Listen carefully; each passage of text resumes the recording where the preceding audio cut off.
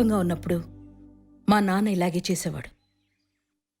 నాకు అదే అలవాటని మా అన్న ఏడ్పించేవాడు. నేను ఇంట్లోంచి వచ్చేసేటప్పుడు వాడికి ఇంత కొడుకున్నాడు. చాలా తెలివైనవాడు. ఫుల్ ట్యాంక్ చేయించమనగానే ఏ డ్రైవర్ అయినా డబ్బులు అడుగుతాడు, కీస్ తీసుకుని వెళ్ళిపోడు. అది మాత్రం తెలియదు వాడికి.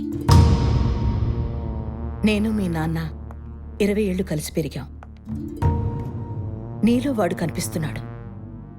నువ్వు మాట్లాడుతుంటే మీ తాత వినిపిస్తున్నాడు. ఆ మాత్రం గుర్తుపట్లేనా? ఆయన కన్న కూతుర్ను కూడా ఈజీగా గెంటేయగలడు. కానీ నాకు కారు డ్రైవర్ని తీసేయడం కూడా రాదు. అందుకే నువ్వు ఇంకా ఇంట్లో ఉన్నావు. ఒంట్లో పట్టు తగ్గాక మీ తాతకి పట్టుదల తగ్గిందా? నన్ను తీసుకురమ్మన్నాడా? మీరు పిలవగానే రావడానికి నన్ను పసుపు కుంకుమతో పంపలేదు. నా మొగుడిని రక్తంతో పంపించారు. నాకు మీ మీద కోపం లేదు. ఎందుకంటే దానికోసం మిమ్మల్ని గుర్తుపెట్టుకోవాలి. నాకు అది ఇష్టం లేదు. నువ్విక్కడుంటే నాకు నష్టం లేదు, నీకు ఉపయోగం కూడా లేదు. కానీ ఒక్కటి, నువ్వు రాగానే శేఖర్కి హార్ట్అటాక్ వచ్చింది.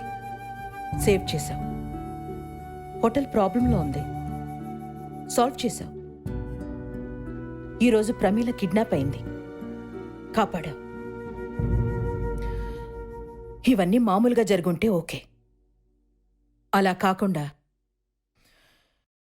నువ్వే ప్లాన్ చేసి తర్వాత నువ్వే సాల్వ్ చేసి మమ్మల్ని ఇంప్రెస్ చేసి మీ తాత దగ్గరికి తీసుకెళ్దాం అనుకుంటే మాత్రం, నా దగ్గర గన్నుంది, దానికి లైసెన్స్ ఉంది. కానీ నేను మీ తాతల గురి తప్పను.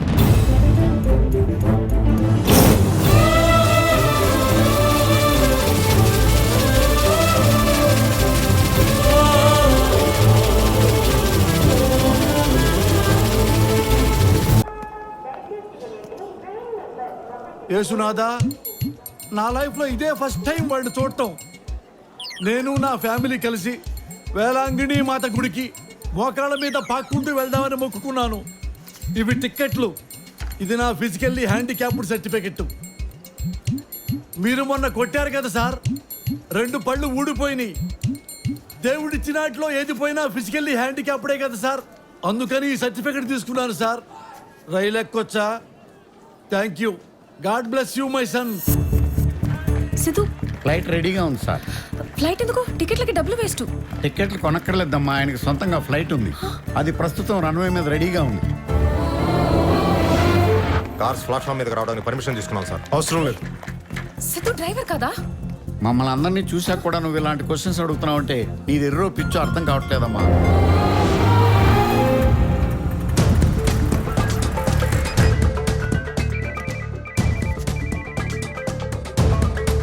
బాసు, వాళ్ళు వచ్చారు.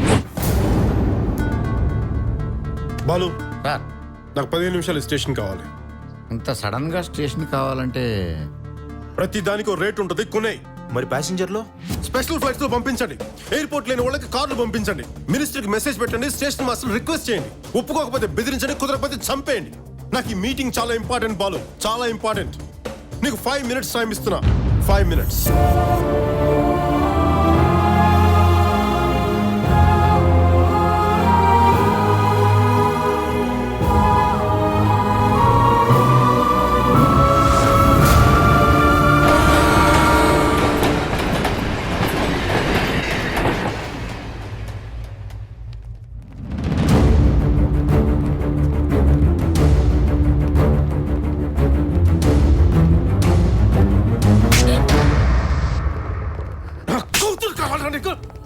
రావే అవతలకి రా.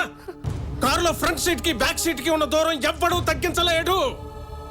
డ్రైవర్ గడితో లేచిపోవడానికి సిగ్గులేదు నీకు? వదలరా దాన్ని. ఎవరెవరిని పట్టుకున్నారో చూసి మాట్లాడండి. నాకు ఎదురు సమాధానం చెప్తావురా? చంపేస్తాను నిన్ను. ఓ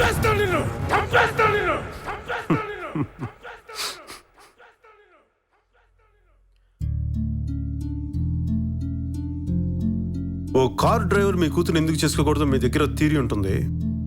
ఓ కోటీశ్వరుడు కూతురు మీలాంటి చెట్టు కింద ప్లేడర్ని ఎందుకు చేసుకోకూడదు వాళ్ళ నాన్న దగ్గర థియరీ ఉండకూడదు. అంతేగా?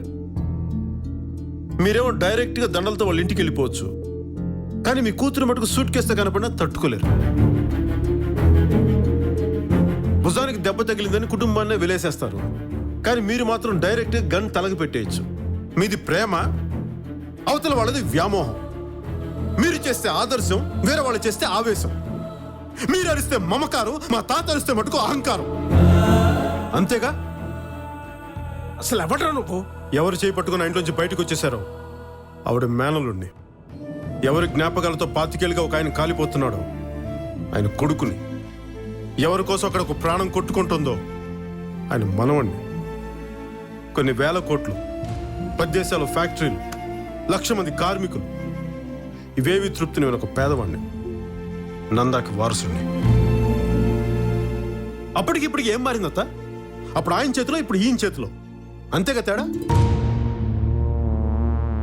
అప్పుడు మా తాత చేసిన తప్పు అయితే ఇప్పుడు మీరు చేసింది కూడా తప్పే. నీ కూతురు వదిలే, నేను తీసుకుపోతాను. ఇప్పుడు మీరు రైట్ అయితే అప్పుడు ఆయన కూడా రైటే. నువ్వు రా, నేను తీసుకుపోతాను. ఇదంతా నా తెలివితేటలతో నిన్ను కన్విన్స్ చేయడానికి చెప్పట్లేదత్తా. నువ్వు తాత మీరిద్దరు చేసిన తప్పని చెప్పాలని నా ఉద్దేశం. ఆయన ఆవేశం ఖరీదు నిన్ను పోగొట్టుకోవడం అయితే నీ కోపం ఖరీదు 25 ఏళ్ళు పుట్టిల్లు వదులుకోవడం. అత్త ఆ రోజు నువ్వు ఇంట్లోంచి వెళ్ళిపోయేటప్పుడు ఒక్క క్షణం గుమ్మం దగ్గర కనుక ఆగుంటే నీకు ఇంకో అరుపు వినిపించుండేది అత్త. అదే అరుపుగా నువ్వు వినుండుంటే ఈ 25 సంవత్సరాలు ఇంకోలా ఉండేది అత్త, ఇంకోలా ఉండేది. ఇప్పటికి మేము తినేటప్పుడు ఒక కంచం, ఇంట్లో ఒక గది, మేము సంపాదించే ప్రతి రూపాయలు ఒక పావులా నీకోసం అలాగే ఉంచేసాం అత్త. నువ్వంటే మాకు చాలా ఇష్టం అత్త. నువ్వు ఒక్క మాట చెప్పు, కష్టం నీ కాంపౌండ్ వాళ్ళు దాటకుండా కాపలా కాస్తాం. ఎప్పుడో ఒక్క రోజు జరిగిన తప్పుకి 25 సంవత్సరాలుగా సారీ చెప్తూనే ఉన్నావు అత్త, సారీ చెప్తూనే ఉన్నావు. ఇంకా వెయిట్ చేయడం మా వల్ల కాదత్త, మా వల్ల కాదు. కుదిరితే క్షమించు, లేదంటే శిక్షించు, కానీ మేము ఉన్నామని గుర్తించత్త. దయచేసి గుర్తించు, దయచేసి గుర్తించు.